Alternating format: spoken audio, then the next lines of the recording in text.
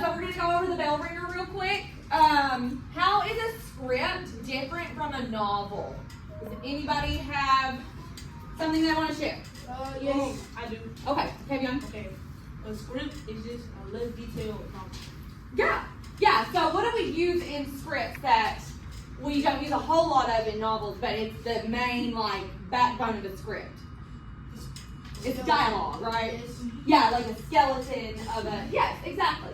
So it's less detailed because we use our bodies and the inflection in our voice to tell the story, right? Right. Okay, so now we're going to move on into our vocabulary terms for today. Ms. Mitchell, can I get a pencil? Yes, you may. This week we're going to be talking about parts of a script. So what is a script, guys? It's just a play in written form, right? We learned that last week. Yes, ma'am. So I'm going to leave these terms up on the board so that you can copy them down at your leisure. But right now I'm just going to go through this PowerPoint, okay? So parts of a script. So first term is scene heading or slug line is what you'll hear it referred to more in the professional realm. So this just indicates the time and the location of a scene. So this line right here that's highlighted, that is your slug line. It says Los Angeles, California, Amanda's bedroom.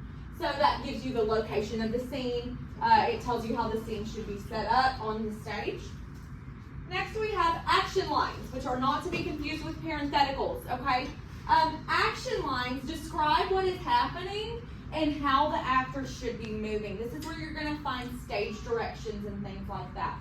This is what the actors are doing with their bodies, okay? We move to parentheticals and we're talking more about emotion, okay? This is how lines should be delivered. These examples I have up here, this one says sarcastically, no, I love it when you boss me around.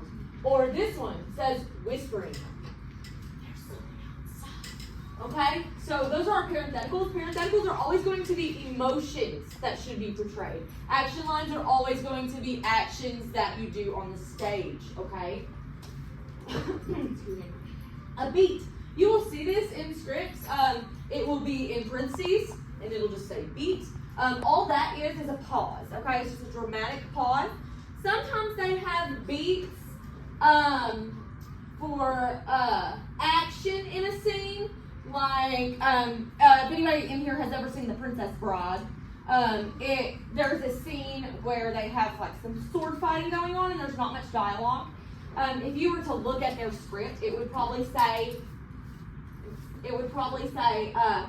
beat for stage combat.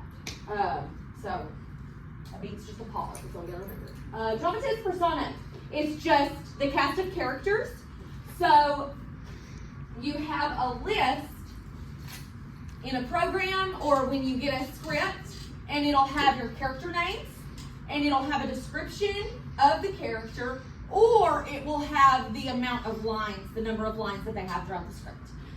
If you go to a play and you get a program, the dramatist personae is going to have, if they're an amateur troupe, they'll have the characters on this side and then the actors on this side. But if they're a professional group, then they will have the actors on this side and the characters that they're playing on this side.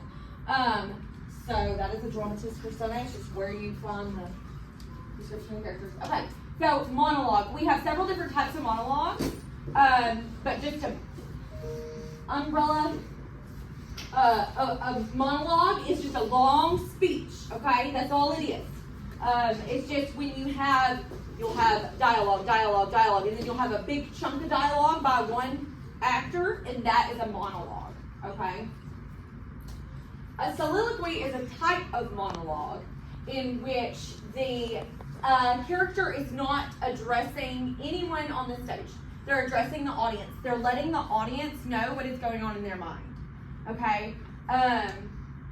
Similar to an aside, a soliloquy is a solitary thing. It's they're usually alone on the stage. So I'm trying to say. So next we have epilogue. So an epilogue is a closing speech.